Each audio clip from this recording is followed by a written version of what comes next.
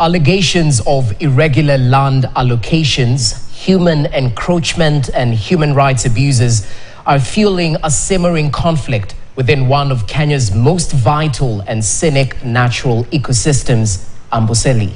At the center of this struggle is the enforcement of Kajiado's county's land zoning regulations, which dictate diverse land uses across the region, but which some land buyers are now challenging. But this enforcement has ignited claims of excessive force and rights violations. Tonight, KTN's investigations editor, Francis Ontomwa, delves into the heart of a crisis that's unraveling one of Kenya's last wild frontiers.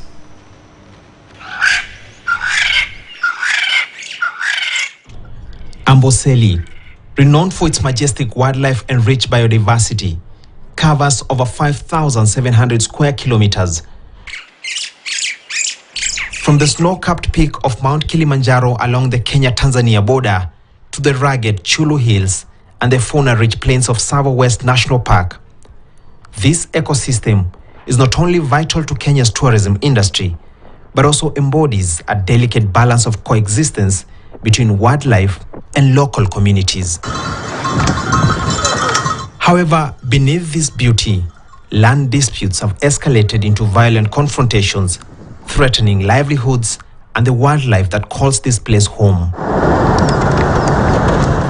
I am headed to Eselenke, one of the affected areas within the ecosystem, to meet landowners who feel cornered by restrictions they claim were never disclosed. Somehow, by God's grace, we have been able to clear. It's like hide and seek. We clear at night. Like now, this fence, we did it at night. Joseph Maina, a Nairobi-based businessman, bought land here on a freehold title. But as he tells me, he's now paying a heavy price. As far as I know, this is a freehold. And it was approved by the DO and the relevant authority that this is an agricultural. There are not two types of titles in this country. Mine is a freehold title. If where I come from, Kiambu, we do not go to demand the licenses from NEMA and the rest to farm. The same thing should happen here. So there must be something that is happening. Historically, going back to the 1970s, this land was communally owned by the local Maasai community, allowing for open grazing and shared resources. But things changed in the late 1980s when the government permitted subdivisions, leading to individual ownership. The Kajiado County government's Amboseli Ecosystem Management Plan 2020 to 2030 outlines zoning requirements, designated settlement areas for housing, agricultural zones for farming, and rangelands reserved for grazing. The county argues that subdivisions, particularly in critical wildlife corridors, are fragmenting the ecosystem and blocking animal movement.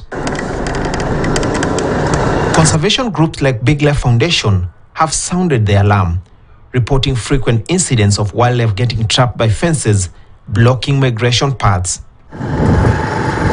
On May 15, 2024, Kajiado County declared Eselenke a special planning area, halting all development and enforcing zoning laws.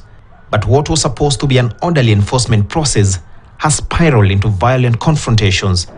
Dozens of workers and landowners are now left nursing both physical and emotional wounds, with many accusing enforcement officials of human rights abuses.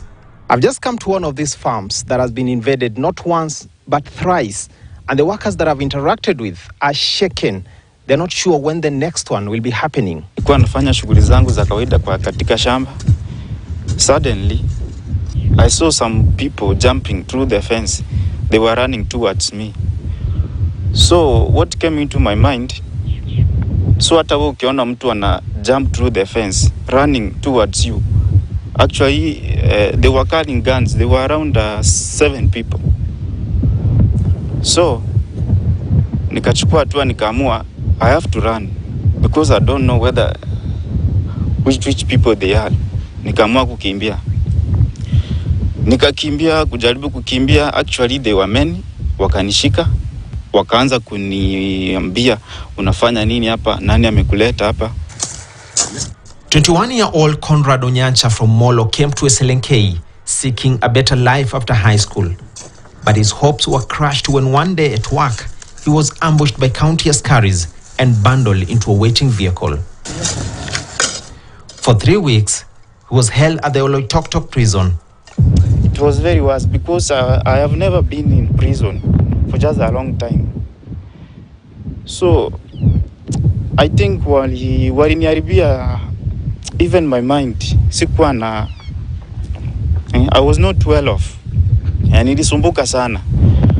Until nilipotumiwa probation officer, akaanza kunihoji, ndio nikamwambia I'm innocent. Akaona mali nilikuwa nimetoka, akakuja, akanitetea. Ile siku zangu zilipoisha huko remand, nikapelekwa kotini, nikaombewa cash bill, tukalipa cash bill, ndio nikatoka. Nevin Otieno faced the same brutal treatment. Wakaanza kunipiga bila hata reason, waniambii makosa. Wanaanza kunipiga na hizo marungu zao. Sasa nauliza nini? Waniambii, wananipiga tu, wakanipiga. Sasa wakaniacha hapo kwanza. Kuna mwenzangu pia tulikuwa naye hapa ndani. Sasa the moment walikuwa nakuja na huyo, wakasema mwenzake ndio ule, wakaanza tena kunipiga. Wakanirusha kwa hiyo saloon yao. Sasa wakanirusha kupiga kwa njia tena, wakaanza tena kunipiga tena. Sasa walinipiga hapo kwa njia, nikashindwa kosa ni nini.